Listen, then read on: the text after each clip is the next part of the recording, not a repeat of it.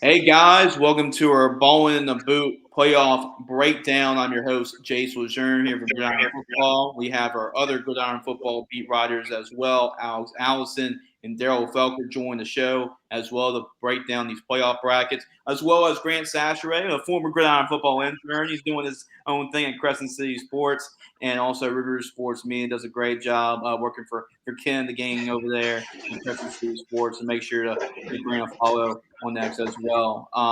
And yeah, guys, we're gonna go start it and talk about Division Two non-select. And me and Grant talked about this bracket a whole lot for a lot of different reasons on Friday nights in the Bayou. That's his show on River Sports Media. So make sure to follow and subscribe to his YouTube channel when you get a chance, because that's an awesome show as well. We actually broke down these scores as they were happening, so you got basically our true reactions to these playoff scores. Not a chance to really break it down here. But guys, here is what we have for Division Two non-select, which threw a wrinkle in some things here. But number one, Franklinton survived. They're able to take care of business, 42-21 over West Feliciana. Great season for Franklinton, obviously winning their first district championship since 2015. Lakeshore and Iota was pretty much what you expected. An evenly matched football game between 8 versus 9 seed. Lakeshore able to edge out Iota 124 yards, a game-winning touchdown for Austin Gross. Defense was also phenomenal this football game for Lakeshore, 197 yards. They gave up and only 10 first downs. So it's going to be a rematch of a game earlier this year, which was a nail biter that was won by Franklinton earlier this year. So keep that in mind. We're also the top side of the playoff bracket. We have Iowa taking on Franklin Parish. That should be an intriguing matchup as well. Iowa able to win 24-8 over Wassman. Actually, was able to defeat Wassman twice this year. So they're able to sweep that matchup in the regular season and postseason. Iowa, only one loss on the season, will take on Franklin Parish, that also has only one loss this season. Franklin Parish able to defeat Burley 35-14. Franklin Parish has one of the most intriguing players at the quarterback position in this bracket. Desmond Ellis over 2,500 yards and 39 total touchdowns this regular season. So it'll be a great evenly matchup between Iowa and Franklin Parish. The bottom side of the bracket, Opelousas, the defending state champions, able to get it done, able to defeat Jennings 30-19. A lot of people are calling this for the upset, and Opelousas was able to follow through, taking home bringing Jennings back home, the number 3 seed, knocking them out of the playoffs. And then Plaquemine win a high-scoring shootout, 49-34 against Northwest. Northwest was without Kevon Johnson in this football game, and Plaquemine was able to just be too much offensively for Northwest. We knew if it came down to a shootout, Northwest wasn't going to be able to keep up with them, and that's what happened here. We talk about Tyrese Mosby, had 4 touchdowns in this football game for Blackman, also 3 interceptions from Roger Bingham as well. So it'll be a very underrated matchup here between Opelousas and Blackman. Once again, Opelousas will have to make the road to Blackman. And in our final matchup, probably the most intriguing matchup here, North DeSoto able to defeat Bell Chase 38-14. Cole Corey, who just came back and is back to midseason form as he had 7 catches, 114 yards, and 2 touchdowns to win. Kenny Thomas also had a couple other rushing touchdowns as well. And then one of the biggest eye-opening upsets of last week, we talked about a whole lot of Friday nights in the Bayou, but Cecilia able to defeat Lutcher 49-41. Lutcher only has given up, and Grant, I'm sure we'll talk about this game since he was at this game, only 50 points all season long against Cecilia. They gave up 49 points, which is an insane stat. Diesel Solari, a big-time player, stepped up, made some big-time plays, 5 total touchdowns, 3 through the air, 2 on the ground. That should be a great matchup between two teams. The last 2 state runner-ups in this bracket, North DeSoto and Cecilia. So you have North DeSoto and Cecilia at North DeSoto, Plaquemine against Opelousas at Plaquemine, You have Franklin Parish against Highway at Franklin Parish, and you have Franklinton against Lakeshore at Franklinton. Guys, let's break down the playoff matchups here. And Grant, we're going to talk about Franklinton and Lakeshore. Franklinton has won some close games this year, including against Lakeshore earlier this year. This is a matchup, a rematch from the game earlier this season. Grant, do you have the number one seed team moving on? There's been a run, incredible year for Franklinton. Can that continue, or will Lakeshore get their revenge on Franklinton and knock the number one seed out of the playoffs? I think Franklin will move on. I just think simply, I know Franklin has had played with fire times, but they've been consistent throughout the year. They just win. They just find ways to win, whether it's by 3 points, whether it's by 7 points, whether it's by 10 points, or whether it's by 17 points. They consistently found ways to win the game, whether it's through the air or on the ground. Lakeshore, on the other hand, the second half of the year has been really inconsistent. After they lost, they lost against Franklin. Franklin, that was for the district championship, basically. I won't say for the district championship, but whoever won that game was in the driver's seat for a district title. But since that loss, Lakeshore has lost against Laranger and they've lost against Hanville. And they both, and it was the Laranger was kind of a bit surprising, and Hanville beat them by a couple of touchdowns, I think. I think the key is whether or not Lakeshore can play like Lakeshore that start off the first half of the season, or it's going to be Lakeshore the second half of the season. But I still, regardless of which Lakeshore team shows up, still got Franklin to move on to the next round. They just been consistent throughout the year. The only loss was against Covington team and that was at the beginning of the year. And Covington still ended up. I know Covington kind of slowed down near the end of it, but Covington's still a very good team with still a good bit of talent on that squad. But Franklin has looked better and better each and every week, and they consistently found ways to win games, and that's very important when it comes to being a playoff. But also, Coach Salter from Maggio, he's known for just finding to find ways to win. So I got Lakeshore beating, I got Franklin beating the Lakeshore Titans, but Coach Indes has been in a lot of big games as well. So that's why I think this game's gonna be close. But I got Franklin to win. Yeah, I agree with you, Grant. I think Franklinton is going. They just found ways to win, and last year they went 3-7 because they were on the losing end of these games, at these one-score games, and they found ways to lose these games. But it's different. I mean, a lot of the times they're a year older. You get another year with the program with Nick Salter from Maggio. He's had runs like these. I know Brent Endes has also had runs like these before at Catholic New Iberia. Now he's at Lakeshore. But Franklinton has won a lot of these close games. So, yeah, I mean, we'll have to lean with them. And they're really confident because of how they've been playing football all year long. I got a chance to talk to Jacob Crane, the quarterback for Franklinton, and he's talked about how they're just a really confident bunch. And they have a lot of different weapons offensively. You have a 6'5" receiver, 6'6" receiver that came from the basketball court throw the football too. You got Cy Austin, who's been setting individual records this year running the football. So they got a lot of really good. Connor McGee, kind of a Swiss Army knife, does a lot of different things. So I'm gonna go with Franklinton's offense, find a way, and it should be a close game again because Coach Indes gonna get these guys prepared. But I'm gonna go with Franklinton as well. Alex, what do you think about this matchup? So there are a couple of when a team is winning one score games a lot, especially when Franklinton has the situation they have where they were losing a bunch of those close games last year, now they're winning them. That is the sort of formula that can lead to a lot of variance when it comes to a game like this. That one thing goes wrong and all of a sudden you lose the game when it matters in the playoffs.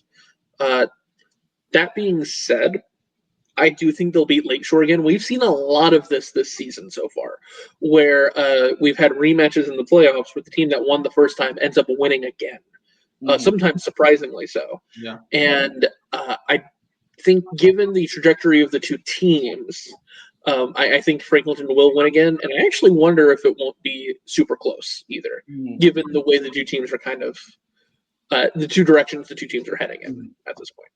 Right. You just mentioned, I mean, Franklinton won pretty convincingly over West Feliciana 42-21. Lakeshore had to earn that one against Iota. And Iota's a better team than West Feliciana, but also just like how the regular season's ended as well. Right. Even more so than that. Exactly. What about you, Dale?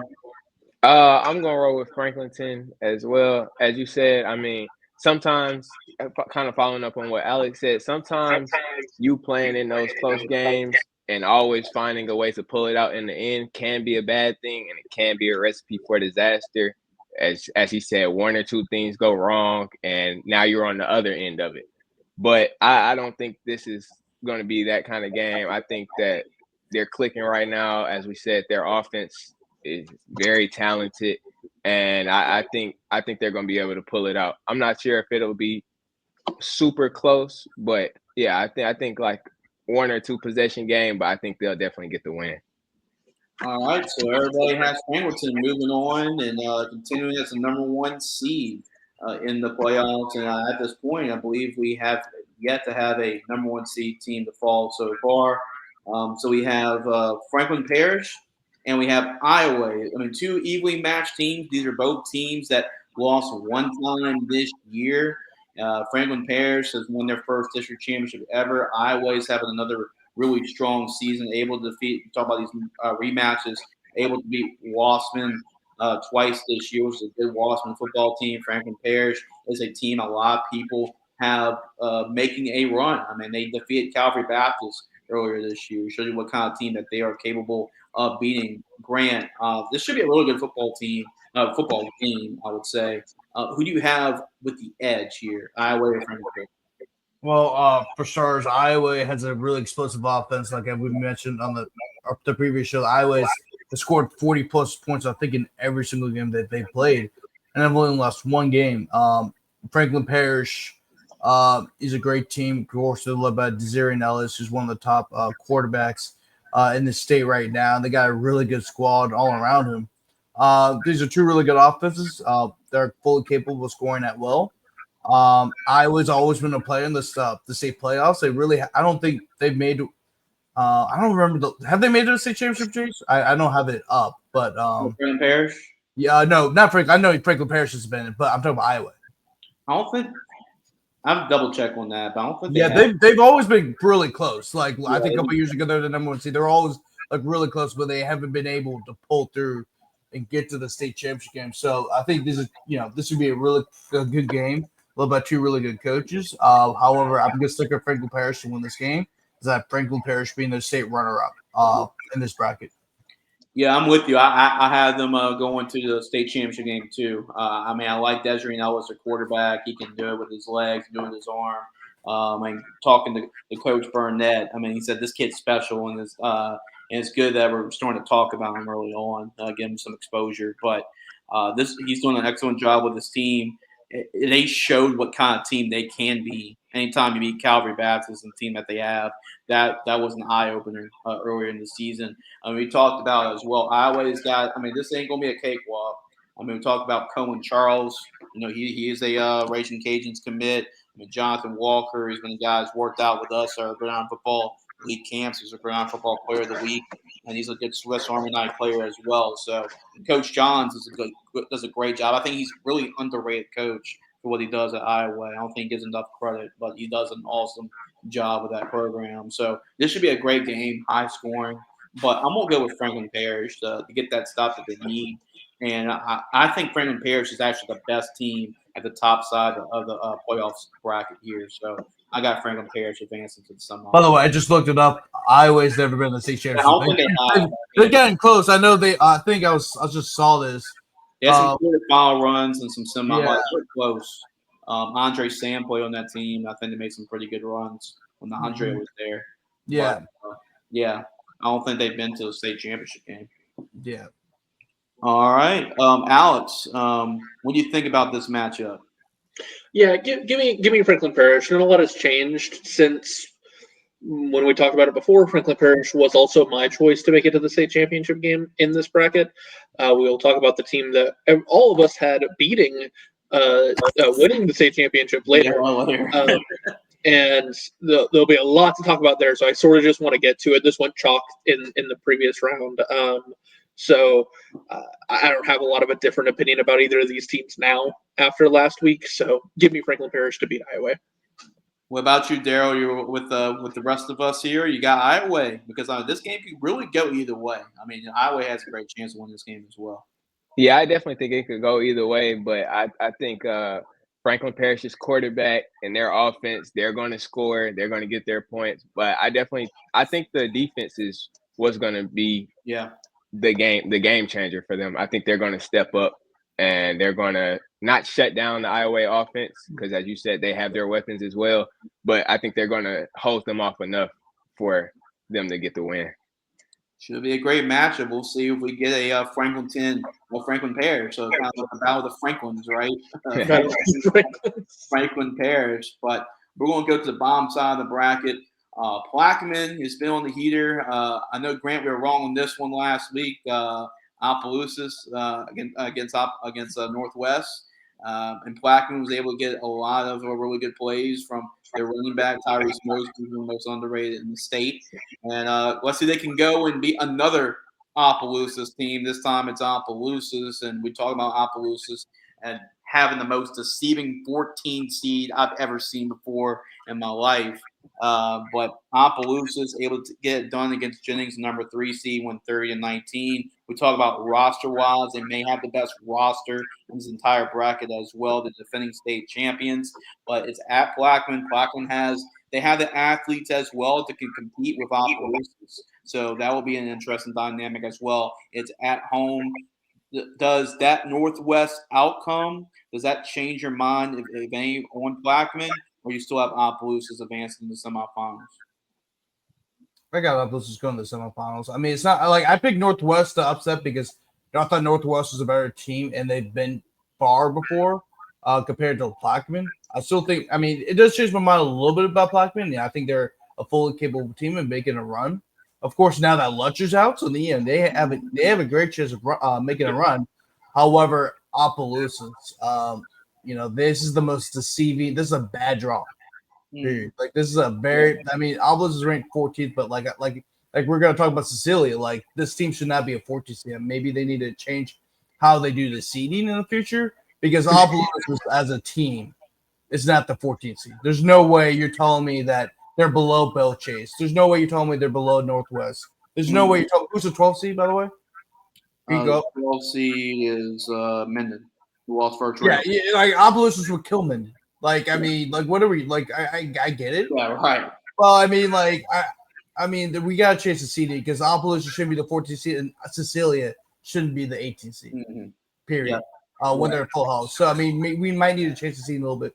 But I think if Opelousas should be the four, I think it's a bad draw for Plaquemine. I think Plaquemine's a really good team. I know I picked them to lose against Northwest last week, but that was more of an upset pick rather than I'm looking down on Plaquemine. I still think Plaquemine is a very good team. Of course, Nico Victorian, somebody I've been familiar for a while. Tyrese Mosby is probably one of the more underrated backs, not only in the Baton Rouge area, but in the state as a whole. So, but I'm going to pick Opelousas just based off the fact that Opelousas, they went to the state championship. They're the defending state champion. Yeah. They expect to get there in the future, and I think they'll travel down to Plaquemine to make this short drive over to Plaquemine, about an hour and 50-minute drive, and beat Plaquemine. I think this should be a close. I think this should be a close game, but I expect Opelousas to defeat Plaquemine and advance to the semifinals for the second straight year. Yeah, I agree with you, Grant. And talk about backfields, man. That's going to be a really good football game because Nico Victorian and Tyrese Mosby for Plaquemine, Zacchaeus Malvo and Deshaun Ford also for Opelousas. That should be a fun game. You look at really good backfields. But I think, disregard the seeding, Opelousas is the team with the most upside in this bracket. I mean, it's the team probably with the best roster in this bracket. So, and I think Plaquemines had some trouble this year of stopping the run, and they're going to be running a lot with Deshaun Ford, and we've seen them last year on this playoff run last year when they were just a lean, the 240-pound tank. All right, he looks like he is a grown man with a mortgage and a house and the kids and everything. Tackle this guy. Yeah, good luck in doing that. But yeah, I'm gonna go with Opelousas. And when you have that quarterback like Zacchaeus Malvo that can beat you with his speed and a lot of times could be the fastest player on the field, that's a dangerous combination there. They get quite Corey Fondo as well. They got a lot of talent on this football team. And this team, I mean, we talk about Jimmy Zachary. He said, we don't care about what happened in the regular season. We're going for a state championship. So that is our main goal. I think they're focused on doing so. It's going to be tough playing a Plaquemine team that's been really good. Their one loss this year was in week 1 against Zachary, and they haven't lost since then. So it's going to be a tough game, but I'm going to go with Opelousas, the Tigers, to advance to the semifinals. So, Daryl, who you have coming out on top of this one? I think this is going to be a very close game, as you guys said. But one thing that's kind of making me lean towards Opelousas just a little bit is knowing the stat line from the Plaquemine and Northwest game.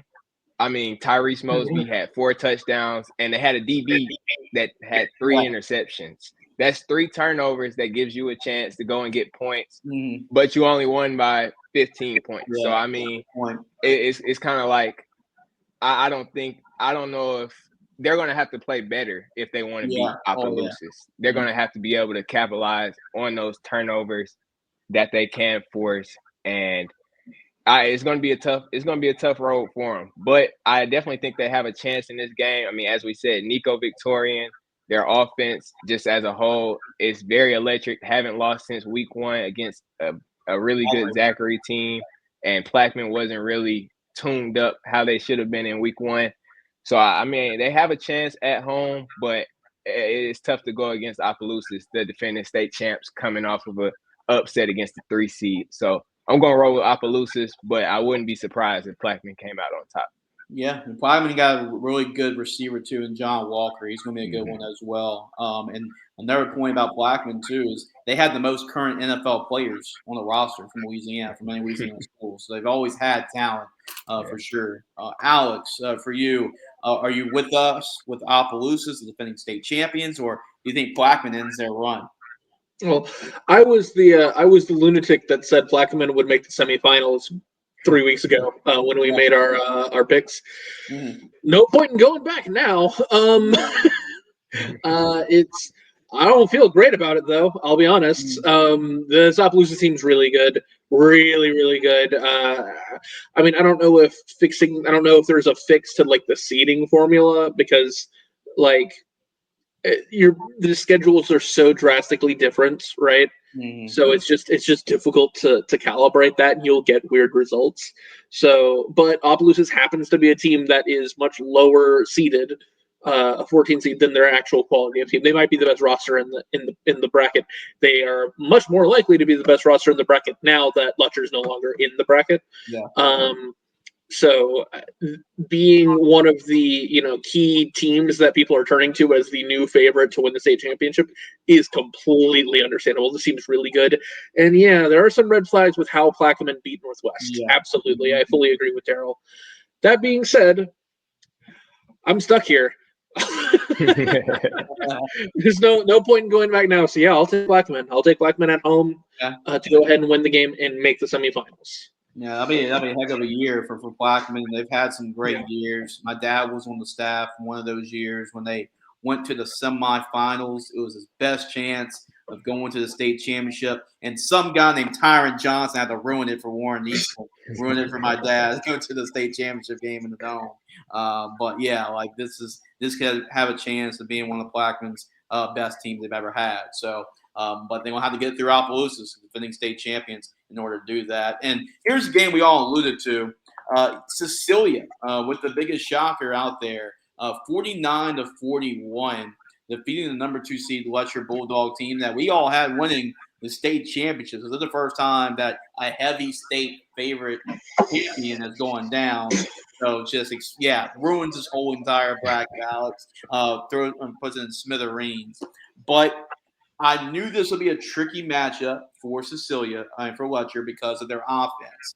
And it turned out that it was a bad matchup with their speed, their athleticism, and you saw it on paper. We'll get Grant for an opportunity to talk about it since he was there. But Diesel Solari, 5 touchdowns. Cecilia scored 49 points against a defense that's given up 50 points all year long, which is insane. But they're gonna have to go through North DeSoto. So congratulations, you get a great win, a big time upset win on the road over Letcher. But North DeSoto ain't too shabby either. These are actually the last 2 teams that were the state runner up. So before last year, North DeSoto was in the state championship game too. That was Bill back at quarterback. He was a freshman when he led the Griffins to the state championship. Kind of surprised everybody at the time when he was a freshman. Nobody was expecting North DeSoto to go to state, but they did. And you're going to have to go up in Shreveport, go to Stonewall. You're going to have to go to Stonewall, Louisiana, to play North DeSoto and this team. Grant, I'm going to start off with you. First, I know I want to get your thoughts on the game. You were there, you're able to cover it, but this is a really good football game because these are your last two state runner-ups going at it. Yeah, and look, I know you guys are gonna say, "Well, Grant, you're your heart so hard on the Shreveport teams." Not one that's coached by Dennis Dunn. Yeah, Like I said, there was several exceptions to the Shreveport rule. One is coverage. The first one was Calvary. The second one was who was Seabird, because Yeah. Seabird tends to go far usually and kind of shock people. And then North DeSoto only because of Dennis Dunn. And of course, Airline may break through and might break the curse, but if they win, they were able to win. This game, and of course, the semifinal game. But North DeSoto, of course, they have a lot of experience. They've been to the semifinals 2 straight years in a row. So they're trying to look for the third. Of course, Luke Delfield is somebody that you mentioned. Of course, Cole Corey is somebody that's worth mentioning. Kenny Thomas has been outstanding at the running back position the whole entire year. And then Cecilia, you have Diesel Solari, who can do it all. He's more of an athlete, but he's a hell of a quarterback. Yeah. He's not very big, 5'7", 5'8", 170, and he's been Cecilia's most valuable player the last 3-4 years. It's a 4-year starter for the Bulldogs. Yeah. And then, of course, Braylon Calais is an excellent player on both sides of the ball. He had over 100 yards of rushing the last game and also had 2 touchdowns. They have a really good receiving core. And then their secondary is one of the best in the state. However, the one thing I have to question is, can Cecilia's front seven hold up? Lutcher didn't really throw the ball. They just ran the ball. That's what Lutcher likes to do. And especially when you have a running back like Trent Chaney, who's a UL commit. And then also Zach Jenkins can run the ball too. He's more of a runner than he's a thrower. So I'll be really interested to see how Cecilia's defense goes up against North DeSoto's rushing attack. I know they're known for throwing the ball, but Kenny Thomas has been great all year. So I'm wondering how Cecilia's going to hold up. I think this will be a close one, but Jace, I don't know how I feel about this one. I think it can go either way, but I'm going to pick North DeSoto. Okay. We need North DeSoto. I think the home advantage. I think and also having a guy like Dennis Dunn, who's used to coaching these type of games. So is Dennis Gaines, but Dennis Dunn's been doing it for a while. Right. Give me the Griffins of this one and a very high scoring. Yeah. I'm gonna actually disagree with you, Grant. But I can see why this goes either way. This is really a toss up. As you mentioned, like this isn't just a pass. When you think of Dennis Dunn, you think of pass heavy offenses. But to your point, Kenny Thomas can run the ball. Like they can run. That's the thing everybody doesn't talk about. They can run the football, and they're really successful at it. The reason I'm gonna go with Cecilia is, if you can move the ball against Lusher's defense, you can move the ball against anybody. Yeah. That's my point here with Cecilia. And to put 49 points on that defense, that shows me you can put points against anybody. Diesel Solari's been on these runs before. They went to the state championship game last year. I think it sets up where you can see Opelousas. Both these two teams are not going to be exchanging Christmas cards anytime soon. They despise each other. So there's a good chance we see that matchup once again in the semifinals. I like Diesel Solari, Ellis Stewart, Braylon Calais. They got a lot of weapons. We talk about Brent Gordon on the defense side of football as well. Their secondary is really good. I think that can match up with North DeSoto's offense, passing offense, and I think they'll do just enough in the front seven to slow down Kenny Thomas when they need to. Cole Corey, he had a great game last week, but he's still coming off an injury, so we'll see how effective it can be down the road in the playoffs. But I'm gonna roll with Cecilia here. So Grant's got North DeSoto, I got Cecilia. Daryl, who you have with the advantage here, with both of us going against each other? It's funny because I think most of us, if not all of us, had Lutcher as our state champions from this bracket. Yeah. So it's kind of easy to look at it and say, "Oh, well, Cecilia beat Lutcher, so that's our new favorite." But Cecilia has shown up 2 weeks back to back, basically 50-point performances on offense, and they're rolling right now. But if there was a team for them to lose to, it would be North DeSoto, who's put up 44 and 38 back to back as well. So I definitely think this is going to be a really good offensive game, and I'm going to roll with Cecilia. I'm going to roll with Cecilia, actually. Okay, Yep. so me and Daryl went with Cecilia. Grant went with North DeSoto. Alex, who you're leaning with? Because this is definitely one of our biggest toss-ups we talked about so far. So I do just want to take a second not to talk about like what happened in the Cecilia Letcher game, but more so what it means for the bracket. This is, you have like Letcher was one of these teams going into when we previewed these brackets a few weeks ago Yeah. that gave the entire bracket this like oppressive feeling. That none of the other games, like obviously not that they don't matter, but like ultimately it's not going to change the outcome of the state championship that much because we know Letcher's probably going to win the state title. Mhm. And so looking at a team like Franklinton or Franklin Parish or Opelousas or Northwest or Plaquemine or whoever, and you're looking at these teams like, yeah, maybe they'll make the semis, the quarters, the finals, whatever, but it doesn't matter because they're going to lose to Letcher when they get there. And with one game, one result, it's like there was this like wall of glass, and you can't get through the glass because Letcher is right there, and you just cannot penetrate it. Talking about how interesting this bracket is, and with one game, Cecilia just took a rock and shattered the glass, and all of a sudden the remnants are all over, and everyone is scrambling trying to figure out who's the favorite to win this title. Everyone's scrambling because now Plaquemines got a shot, Opelousas has a shot, Franklinton has a shot. All 8 of these teams that are now in the quarterfinals have a chance. Yeah, The winner of this game has a chance.